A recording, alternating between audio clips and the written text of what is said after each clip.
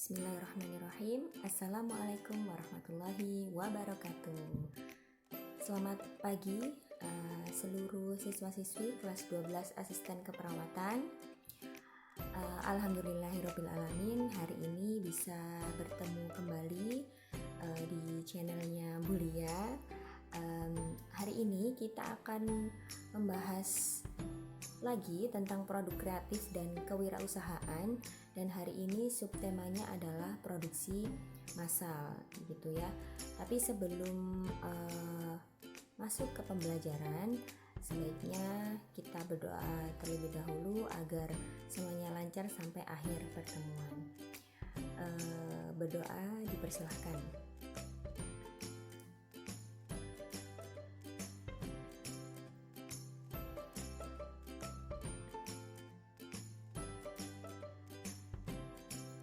Amin, amin ya Rabbal Alamin.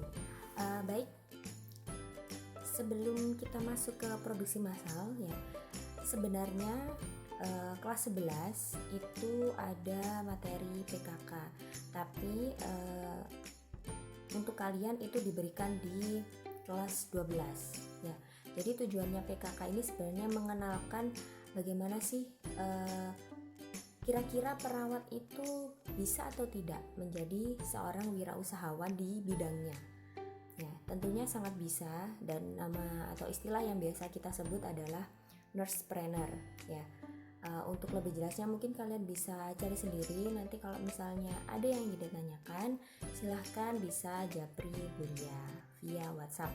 Tapi untuk materi yang saya jelaskan hari ini, itu kalau ada pertanyaan tinggalkan di kolom komentar YouTube di bawah. Oke, produksi massal ya. Produksi massal dari namanya saja sudah terfikirkan ya, kalau produksi massal berarti memproduksi hal yang sangat sesuatu atau barang yang jumlahnya sangat banyak ya. Produksinya itu mencapai ribuan bahkan ratusan ribu produk seperti itu ya. Kita slide. Nah, apa itu produksi massal? Yaitu salah satu roda penggerak ekonomi dunia di pasar bebas. Dunia keperawatan juga tidak luput dari produksi massal. Banyak sekali produk keperawatan yang diproduksi secara massal. Jadi produksi massal itu sudah kita ketahui ya sejak dahulu, mulai dari pakaian, kemudian alat-alat kebersihan ya, atau makanan-makanan ringan. Nah, itu sebagai roda penggerak ekonomi di dunia di pasar bebas ya. Dan dunia keperawatan juga ikut andil di dalamnya gitu, baik dalam memproduksi alat kesehatan, mungkin kursi roda, bed ya, ada juga masker, apalagi handscoon dan lain sebagainya. Alat-alat keperawatan tersebut tentunya diproduksi secara massal karena seluruh rumah sakit tentunya membutuhkan barang-barang kesehatan tersebut. Kemudian apa hubungan antara produksi massal dan keperawatan? Nah, kita simak di slide selanjutnya. Kemudian, definisi produksi massal selanjutnya itu adalah produksi yang mengalir dan secara terus-menerus ya, dan dibuat secara skalanya besar gitu dan jumlah yang sangat banyak. Ini pertama kali dipopulerkan oleh Encyclopediae Britannica pada tahun 1926. Jadi istilah produksi massal itu dipopulerkan oleh lembaga tersebut. Nah, bagaimana awalnya produksi massal bisa masuk ke dunia keperawatan atau kesehatan gitu ya.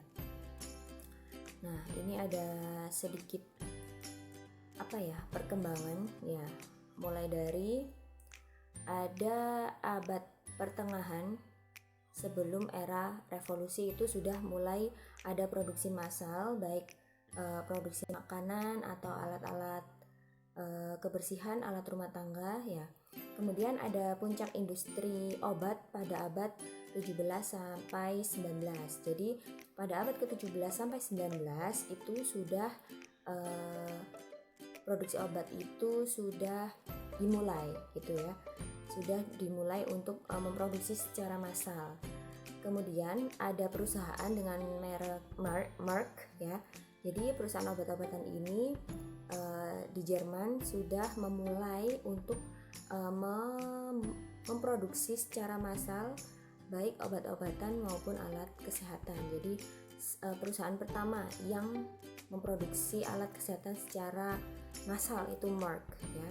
Kemudian Merck memproduksi massal obat pertama kali itu obat alkaloid. Apa itu? Silahkan dicari sendiri ya. Jadi ini sedikit kronologinya bagaimana produksi massal terhadap obat-obatan atau alat kesehatan itu dimulai ya. Slide. Nah, apa sih Bu? Produksi massal ini kerugiannya dan keuntungannya apa? Ya. Kita bahas kerugiannya terlebih dahulu ya. Produksi massal, ruginya apa Bu? Harusnya kan lebih banyak untungnya seperti itu ya. Ada ruginya ya. Jadi kalau ruginya produksi massal itu kegiatan produksinya itu kaku dan perubahan desain sulit dilakukan. Kenapa bisa seperti itu? Biasanya produksi massal itu sudah menggunakan mesin yang cukup canggih dan itu biasanya pengaturannya hanya untuk satu produk ya. Jadi tidak bisa secara mudah untuk membuat variasi yang lain gitu ya, membuat perubahan desain yang lain. Harus mungkin diubah alatnya atau dirubah mesinnya, dirubah pengaturan mesin dan lain sebagainya. Jadi sulit untuk melakukan perubahan desain. Kemudian perubahan variasi juga sulit ya.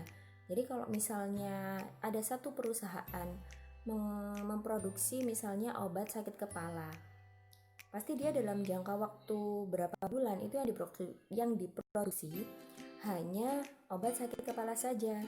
Misalnya ingin berinovasi gitu ya, menambah produksi untuk obat sakit nyeri sendi misalnya. Nah, itu sangat kesulitan karena apa? Berarti harus mencari alat atau membuat mesin yang baru untuk membuat obat nyeri sendi dalam skala besar seperti itu ya. Kemudian harga mesin produksi yang tentunya mahal ya. Jadi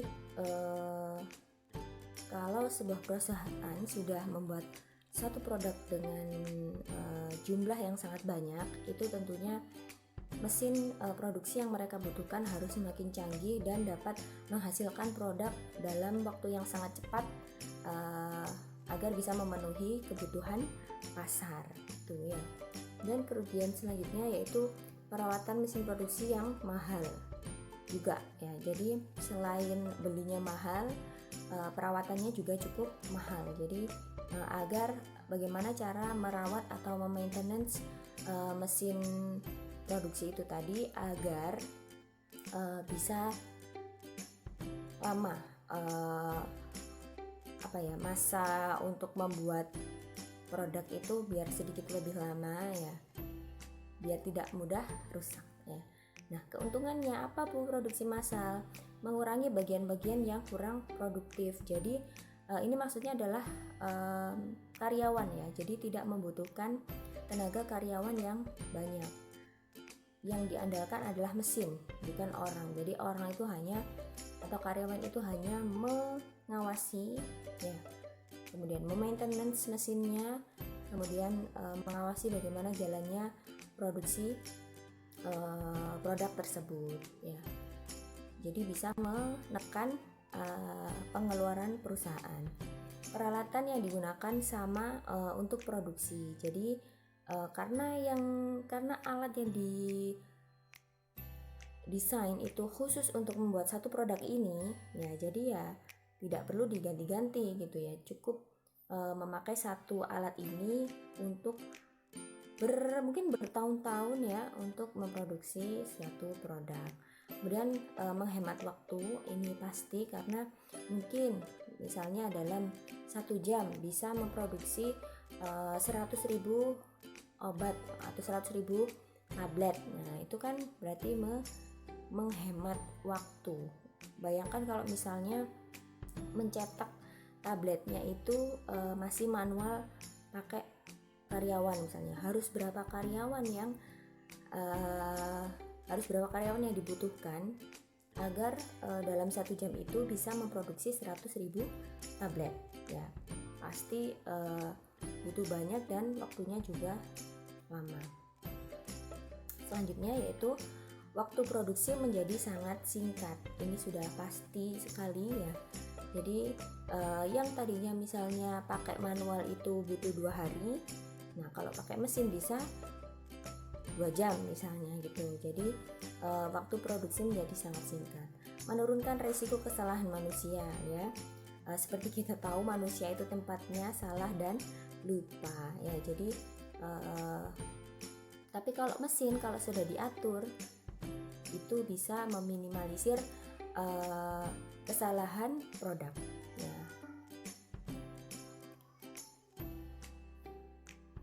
Nah, kemudian keuntungan dari produksi massal selanjutnya itu adalah biaya upah yang menurun. Ini berhubungan dengan yang pertama tadi, yang mengurangi bagian-bagian yang kurang produktif ya. Tentunya alokasi untuk pembayaran karyawan bisa dialihkan untuk membeli mesin seperti itu ya. Dan yang terakhir adalah produksi meningkat ya. Sebelumnya ketika menggunakan cara manual mungkin produksinya di bawah 100.000, kemudian dengan adanya mesin meningkat menjadi 500.000 per hari seperti yang bisa produksi gitu ya. Jadi produksi massal ada keuntungan dan kerugiannya. Yang paling signifikan terlihat itu kerugian di lapangan pekerjaan ya. Jadi ketika produksi massal sudah menggunakan mesin, tentunya adanya karyawan sangat dikurangi gitu ya. Bisa digantikan dengan mesin seperti itu. Kemudian selanjutnya perencanaan produksi massal ya. Perencanaan produksi massal ini merupakan proses menciptakan ide produk dan menindaklanjuti sampai produk diperkenalkan ke pasar atau ke masyarakat. Nah, ini 5 faktor yang mempengaruhi pengembangan suatu produk. Bagaimana produk itu bisa berkembang itu dipengaruhi oleh 5 faktor ini. Yang pertama, kualitas produk. Ini sangat sudah dipastikan iya gitu ya. Jadi kalau misalnya kualitas produknya bagus gitu ya, sangat diminati oleh masyarakat, tentunya ketika nanti diperkenalkan ke masyarakat itu masyarakat akan menerima dengan mudah ya. Jadi biasanya kalau produk sebelum di launching itu pasti akan diberikan sampel-sampel dulu ke beberapa orang gitu. Kira-kira ini kualitas produknya kurangnya apa ya, disurvei terlebih dahulu sebelum dilempar ke pasar gitu. Yang kedua adalah biaya produk ya. Biaya produk ini ketika dilempar ke masyarakat harus masih bisa dijangkau oleh masyarakat. Tapi ini juga harus relevan dengan kualitas produk yang diberikan. Kalau misalnya kualitas produknya sangat bagus, tentunya ketika dilempar ke masyarakat harganya mahal, masyarakat bisa berpikir gitu ya, oh ya pantesan mahal karena kualitasnya bagus gitu ya. Contoh aja misalnya bed ya, bed rumah sakit. Ketika kalian prakerin kan kalian sudah tahu ada bed yang bisa dinaik turunkan kepalanya saja, ada bed yang bisa dinaik turunkan kepala dan kakinya, ada bed yang bisa dinaik turunkan pakai remote gitu ya. Nah itu harganya bervariasi. Nah ketika dilempar ke pasaran, ketika suatu perusahaan memproduksi bed itu dengan beberapa variasi, tentunya rumah sakit atau konsumen di dunia kesehatan akan memilih dengan sendirinya ketika oh untuk ruangan yang biasa berarti yang bednya yang naik turunkan pakai tangan. Kalau yang untuk VIP naik turunnya pakai tombol begitu ya. Jadi yang kedua itu biaya produk.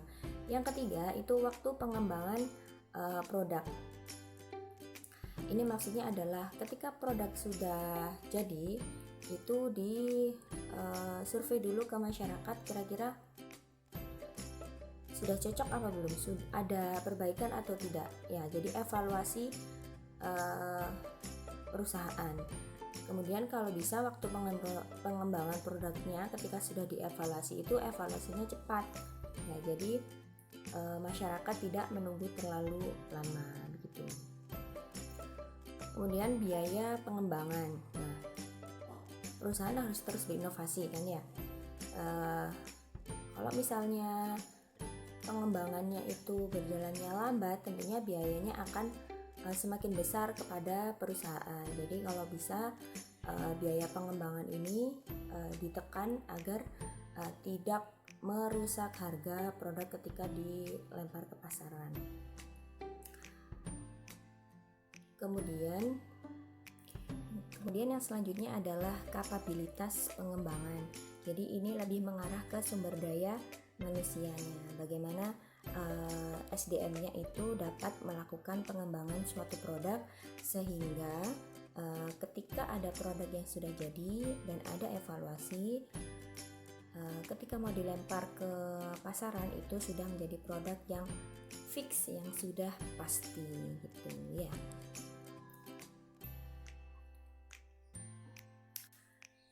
Selanjutnya adalah fase perencanaan produk. Sebelum membuat suatu produk tentunya harus melaksanakan perencanaan terlebih dahulu ya. Harus menyusun rencana agar apa yang kita proses nanti itu sesuai dengan output yang kita inginkan gitu. Misalnya saya maunya nanti barangnya bentuknya seperti ini. Nah itu kan harus direncanakan dulu ya, nggak bisa terus pokok melaku, nggak bisa ya. Jadi harus direncanakan terlebih dahulu. Yang pertama adalah mengidentifikasi peluang ya.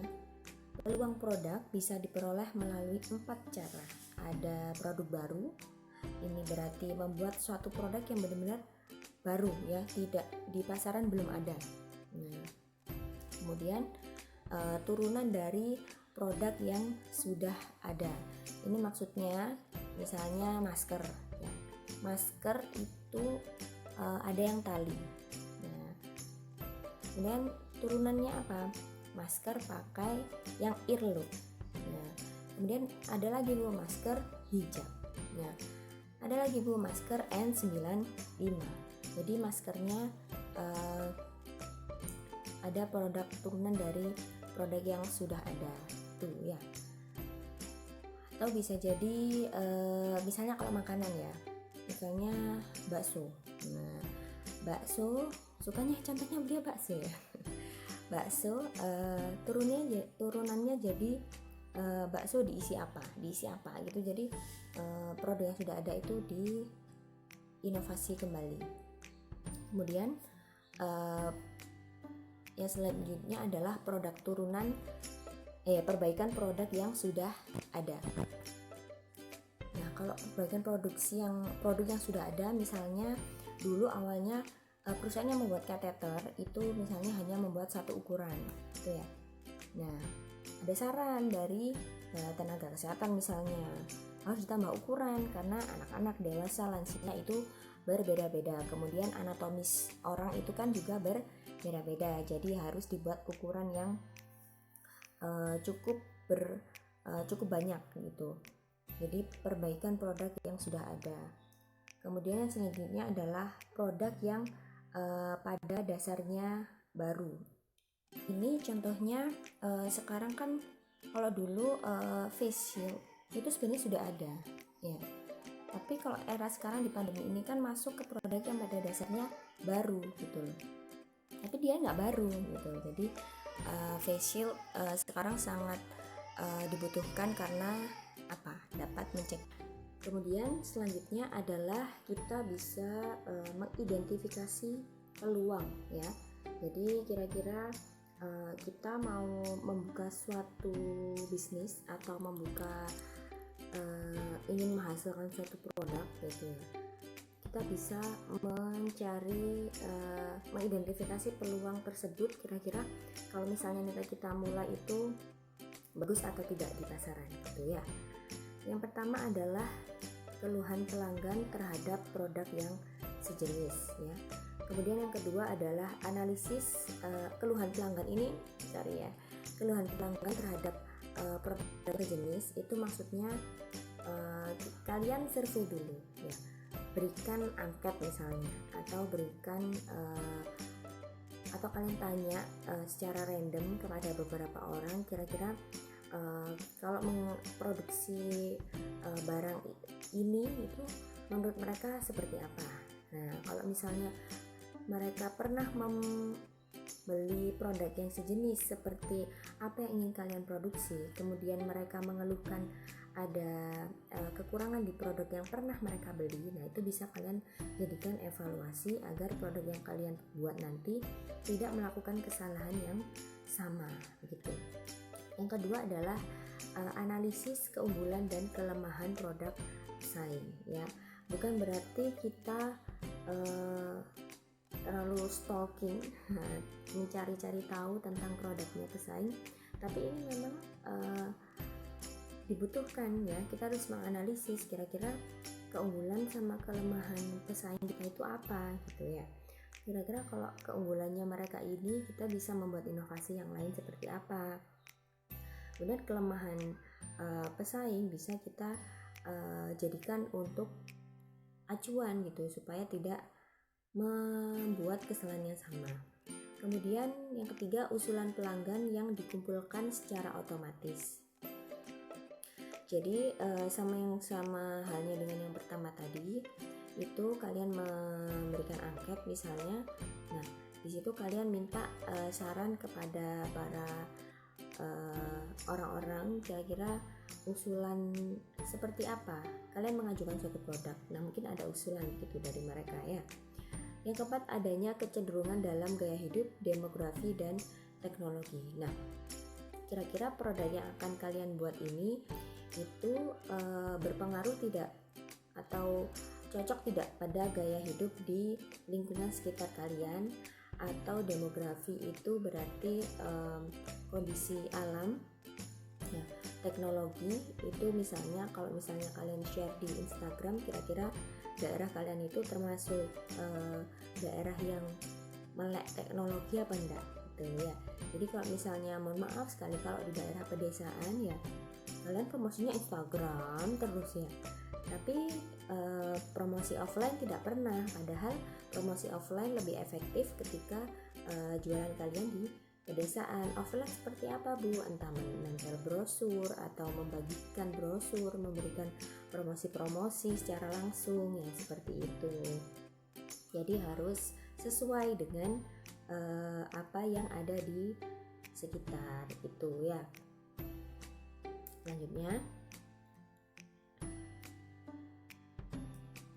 kemudian yang selanjutnya adalah pembahasan tentang evaluasi dan memprioritaskan proyek. Ada 4 perspektif dasar atau sudut pandang ya, yang berguna dalam mengevaluasi dan memprioritaskan peluang-peluang bagi produk baru. Jadi kira-kira produk baru kalian ini bisa nggak menjadi, ketika dilempar ke masyarakat, itu masyarakat bisa menerima atau tidak ya. Jadi kalian harus menerapkan 4 hal dasar ini.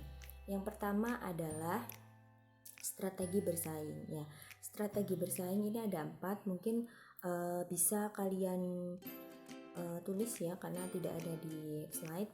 Strategi bersaing ada 4, itu ada kepemimpinan yang berbasis teknologi ya. Jadi maksudnya apa? Menjadi seorang pemimpin yang benar-benar promosinya tuh kenceng di sosial media, mau sosial media, mau website ya. atau menggunakan influencer. Nah, itu termasuk di strategi bersaing. Ya, jadi strategi bersaing yang pertama adalah kepemimpinan yang berbasis teknologi. Ya. Kemudian yang kedua adalah kepemimpinan yang berbasis efisiensi biaya. Ya, jadi ini model kepemimpinan yang sangat memperhitungkan keluar masuknya biaya di perusahaan atau untuk menghasilkan sebuah produk baru, ya. Jadi kepemimpinan yang model ini gak bisa jelas. Kepemimpinan yang berbasis efisiensi biaya itu misalnya kalau misalnya mau bikin produk masker, ya. Bagaimana caranya bisa membuat masker 3 ply tapi harganya terjangkau atau di bawah dari harga-harga masker merek lain tuh, ya. Ada kan kalau misalnya merek A yang harganya 55.000 dulu zaman sebelum pandemi, ada yang 40.000, ya. Ada yang kalau warna hijau itu yang paling mahal, ada yang warna biru agak sedikit murah. Nah, itu berarti kan apa? Kepemimpinan yang berbasis efisiensi biaya, karena sangat memperhitungkan biaya untuk produk yang akan mereka lempar ke masyarakat itu. Jadi bisa bersaing. Yang ketiga adalah strategi bersaing fokus pada pelanggan. Ya, jadi mereka bukan kurang fokus, ya. Jadi membuat produk itu bagaimana caranya si pelanggan ini cocok gitu, ya, puas gitu, fokus ke pelanggan. Contohnya misalnya sekarang kan di era pandemi ini alat yang namanya ventilator bisa kalian cari, itu bentuknya seperti apa, fungsi detailnya seperti apa. Nah, alat ventilator ini mulai diproduksi secara massal karena kebutuhan di seluruh dunia dengan alat ventilator ini sangat tinggi. Nah, perusahaan tentunya fokus pada pelanggan, ya, fokus pada permintaan pelanggan, mau ventilator yang seperti apa, tidak terlalu memikirkan efisiensi biaya ataupun yang berbasis teknologi tadi, tidak berpikir gimana promosi dan lain sebagainya, karena pasti laku, karena sangat dibutuhkan oleh pelanggan gitu, ya. Kemudian yang keempat itu strategi bersaing produk tier 1, ya. Produk tier 1 ini maksudnya adalah membuat suatu produk yang hampir sama dengan produk tersebut, ya, tetapi mungkin spesifikasinya berbeda, ya. Misalnya produk HP merek V dan merek O itu kan hampir sama, ya, desainnya, kemudian bentuknya dulu misalnya, tetapi spesifikasinya mereka berbeda-beda gitu. Jadi entah siapa yang meniru dan siapa yang ditiru, tapi itu salah satu dari mereka adalah menerapkan strategi bersaing produk tiruan, ya. Kalau misalnya alat kesehatan itu apa, ya? Bisa jadi alat-alat kesehatan itu produk tiruannya misalnya di alat radiologi misalnya, ya, bentuknya sama, kemudian bentuknya hampir sama tapi spesifiknya berbeda. Misalnya hasil dari pengambilan foto radiologi merek A dan merek B itu sebenarnya lebih bagus yang merek A, tapi secara bentuk alatnya itu sama. Nah, berarti strategi bersaing si perusahaan ini adalah produk tiruan. Ada 4: kepemimpinan yang berbasis teknologi, kepemimpinan yang berbasis efisiensi biaya, fokus dan produk tiruan, itu strategi bersaing. Kemudian yang segmentasi pasar itu maksudnya adalah produk yang dibuat itu mau mengambil atau kira-kira segmen pasarnya tuh siapa gitu. Contohnya misalnya apa anak-anak, apa ibu-ibu, apa lansia gitu. Jadi segmen pasarnya harus jelas gitu. Kalau misalnya membuat alat ventilator yang bagus sekali, tapi promosinya ke klinik-klinik kecil, ya enggak jalan, ya enggak masuk gitu. Jadi promosinya harus ke rumah sakit yang besar gitu. Kemudian perkembangan teknologi. Nah, kira-kira produk baru kita itu kira-kira mengikuti perkembangan teknologi yang sedang ada nggak, atau pasar itu sedang membutuhkan teknologi yang seperti apa gitu ya. Misalnya infus pump, pernah dengar ya? Infus pump dulu mungkin kalau zaman dulu nggak ada, tapi semakin kesini ya kebutuhannya itu semakin maju gitu. Jadi infus pump fungsinya apa? Agar masuknya obat itu sangat terhitung. Jadi bisa maksimal efek obatnya ke si pasien ya. Pernah dengar ya infus pump aspirin ya.